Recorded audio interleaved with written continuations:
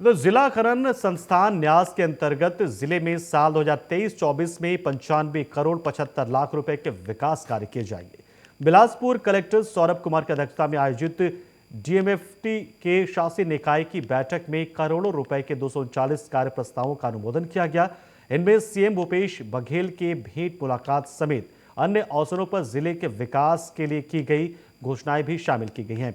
शासी परिषद की बैठक में नगोई और गनियारी में गारमेंट्स सिलाई फैक्ट्री की स्थापना के लिए लगभग 10.5 करोड़ राशि की स्वीकृति प्रदान कर दी गई है।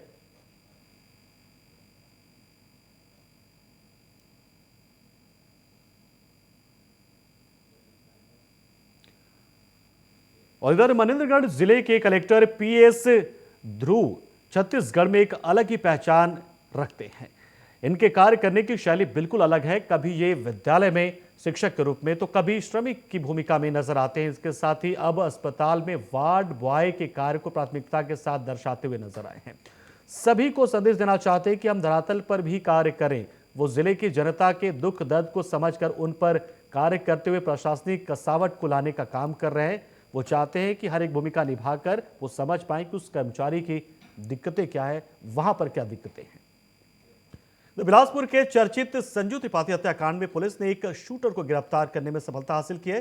14 दिसंबर को सकरी में कांग्रेस नेता और हिस्ट्री शीटर संजू त्रिपाठी की हत्या उसके ही भाई कपिल त्रिपाठी ने सुपारी देकर करवाई थी। इस मर्डर केस के 90 दिन पूरे होने के बाद शुक्रवार को करीब 1500 पेज का चालान पेश किया गया, जिसमें 19 आरोपियों की गिरफ्तारी बताई गई और 5 शूटर्स को फरार बताया गया था। इस बीच उत्तर प्रदेश पुलिस ने इसी मामले में शूटर संदीप को 15 मार्च को गिरफ्तार किया। पुलिस के मुताबिक उसने 4 साल पहले किसी ठेकेदार के घर पर डाका डाला था, जिसके बाद से वो फरार चल रहा था। उस पर 15,000 रुपए का इनाम भी घोषित किया गया था।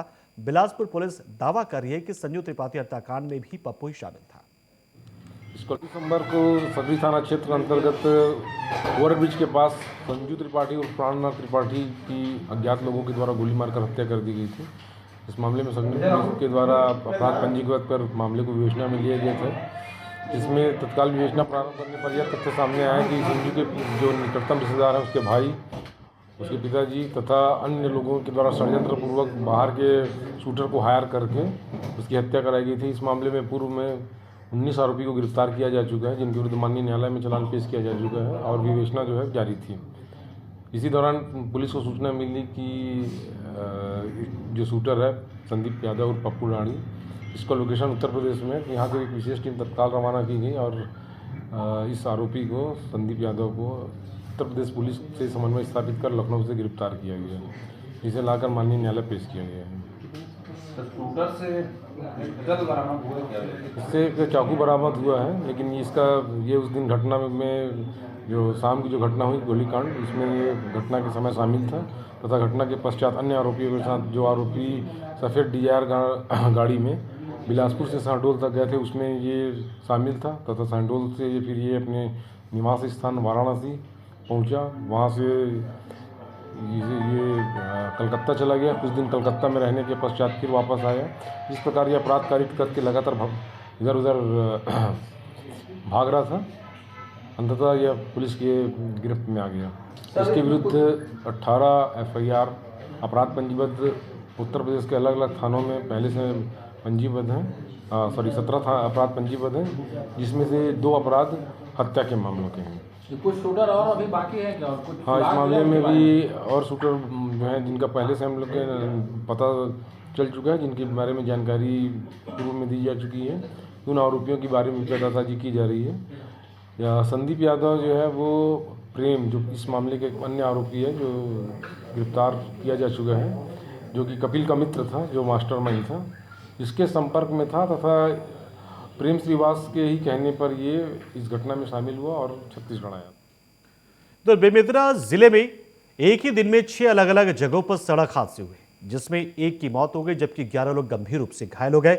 आपको बता दें कि जिले में सड़क दुर्घटना रुकने का नाम नहीं ले रही है। पूरे प्रयासों के बावजूद ऐसा लगातार हो रहा है और इसका सबसे बड़ा कारण सड़क सुरक्षा नियमों का पालन नहीं करना ही बताया जा रहा है। कई सड़क दुर्घटनाओं में बिना हेलमेट, बिना सीट बेल्ट वाले मामले ही सामने आते हैं और इसी वजह से दुर्घटनाएं घटती है। तो कहीं चालकों की लापरवाही, तो कहीं ड्रंक एंड ड्राइव से जुड़े मामले सामने आते हैं। आज हमारे अस्पताल में कुल 11 लोग आए हैं, जो आरटीआई वाले केस हैं, और उनमें से एक जो है वो ब्राउड डेथ लाया गया हमारे अस्पताल में।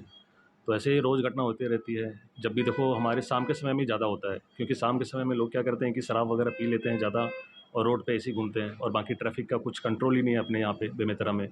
लोग जो ट्रकें वगैरह हैं वो अपने बेमेतरा शहर में भी रेस लगाते हैं आपस में, और उनको कुछ देखना नहीं है, और ट्रैफिक वाले पता नहीं कहाँ रहते हैं, क्या करते हैं वो लोग, और कुछ ध्यान नहीं है उनका। तो इस वजह से एक्सीडेंट रोज़ ही होते हैं, ऐसा नहीं कि आज की बात है, रोज़ ऐसा हो रहा है, रोज़ 1-2 ब्रॉड डेड आ ही रहे अपने अस्पताल में। और खबर गरियाबंद के राजिम से सामने आ रही है, जहां सड़क किनारे संदिग्ध अवस्था में युवक युवती का शव बरामद किया गया। शव मिलने से क्षेत्र में सनसनी फैल गई है। सूचना पर पहुंची पुलिस ने शव को कब्जे में लेकर पोस्टमार्टम के लिए भेजा। वहीं पुलिस ने मामले को लेकर जांच भी शुरू कर दी है। और इस बुलेटिन में इतना ही, लेकिन खबरों का सिलसिला प्राइम न्यूज पर लगातार जारी है, तो बने रहिए हमारे साथ। देख रहिए प्राइम न्यूज। नमस्कार।